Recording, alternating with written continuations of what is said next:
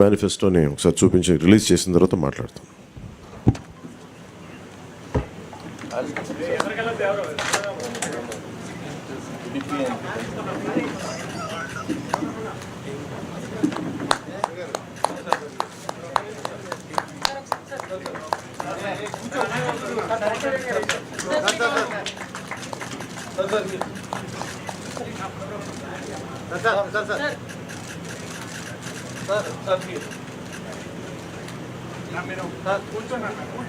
కూర్చోవాలన్నా మీరు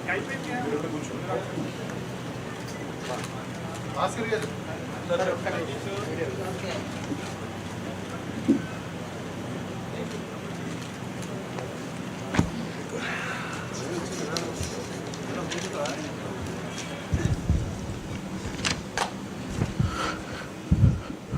ఓకే. తెలుగుదేశం పార్టీకి, జనసేన పార్టీకి వారి యోగంలో వచ్చిన రిప్రజెంటేషన్స్, అలాగే జనవాణి కార్యక్రమంలో వచ్చిన వినతులు కానీ, ఆన్లైన్లో వచ్చిన సూచనలు కానీ, అందరికీ రెండు పార్టీలకు వచ్చిన సూచనలన్నీ క్రోడీకరించి ఈ మేనిఫెస్టో తయారు చేయడం జరిగింది. ముఖ్యంగా రాష్ట్ర ప్రజల నేటి అవసరాలను తీరుస్తూ రేపటి ఆకాంక్షలకు సాకారం చేసే ఈ మేనిఫెస్టోని కూటమి ప్రభుత్వం పటిష్టంగా దీన్ని అమలు చేస్తుంది. దీంట్లో ముఖ్యమైన అంశాలు ఏమేమి తీసుకున్నామంటే, ఆంధ్రప్రదేశ్ ప్రజల భవిష్యత్తు ఆల్మోస్ట్ కత్తి మనపైన వేలాడుతూ ఉంది. ప్రపంచంలోనే అత్యంత శక్తివంతమైన తెలుగు జాతి నేడు ఆంధ్రప్రదేశ్ పరిస్థితిని చూసి తలదించుకుంటుంది. లూటీ కోసమే 13 లక్షల కోట్ల అప్పు చేసి రాష్ట్ర ఆర్థిక వ్యవస్థను దివాళా తీయించారు. గత 5 ఏళ్లుగా అన్ని రంగాల్లో రాష్ట్రం తిరోగామి దిశలో పయనిస్తున్నది. సమాజంలో ఎటు చూసినా అభద్రత, అశాంతి, హత్యలు, ఆత్మహత్యలు కనిపిస్తున్నాయి. ధరలు, పన్నులు, ఛార్జీలు, అప్పుల బాధుడితో ఒక్కో కుటుంబం పైన తీయించారు. దాదాపు 8 లక్షల 5 ఏళ్లుగా అన్ని రంగాల్లో రాష్ట్రం రూపాయలు ఇచ్చి తిరోగామి దిశలో పయనిస్తున్నది. సమాజంలో డబ్బులు ఇచ్చి సాయంత్రం అశాంతి, హత్యలు, ఆత్మహత్యలు కనిపిస్తున్నాయి, చేస్తా ఉన్నారు. ధరలు, పన్నులు, ఛార్జీలు, నిరుద్యోగంలో 24% దేశంలోనే మొదటి స్థానంలో. 8 లక్షల 5 ఏళ్లుగా అన్ని రంగాల్లో రూపాయలు ఇచ్చి 18 బాలికలపై జరుగుతున్న పోలవరం నదుల అనుసంధానాన్ని గోదాట్లో ముంచేశారు. సంపద సృష్టి, ఉపాధి కల్పన కేంద్రమైన ప్రజా రాజధాని అమరావతిని విధ్వంసం చేశారు.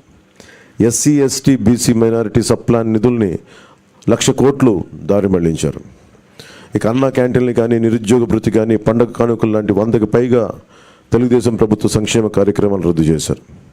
ముఖ్యంగా గత కొద్ది రోజులుగా నేను మాట్లాడుతాను ల్యాండ్ టైటిలింగ్ యాక్ట్ పేరు మీద. పట్టా పుస్తకాల మీద ఆంధ్రప్రదేశ్ రాజముద్ర తీసి జగన్ ఫోటో వేయించుకొని తన అచ్చరాకైన పనులు చాలా చేస్తూ లక్షలాది ఎకరాల ల్యాండ్ టైటిలింగ్ యాక్ట్ పేరు మీద లక్షలాది ఎకరాలని ప్రజల ఆస్తుల్ని కబ్జా చేస్తున్నారు. ల్యాండ్, శాండ్, వైన్, మైన్, గంజాయి, డ్రగ్స్, ఎర్రచందనం, రేషన్ బియ్యం మాఫియాలతో దాదాపు 8 లక్షల కోట్ల ప్రజాధనాన్ని కొల్లగొట్టారు. స్థానిక సంస్థల ఎన్నికల్లో బీసీ రిజర్వేషన్లని 10% కోత కోసి 16,800 రక్కి రాజ్యాంగ పదవులకి బీసీలకి దూరం చేశారు. విషపూరిత మద్యం పోసి 35 లక్షల మంది ఆరోగ్యాలను నాశనం చేశారు.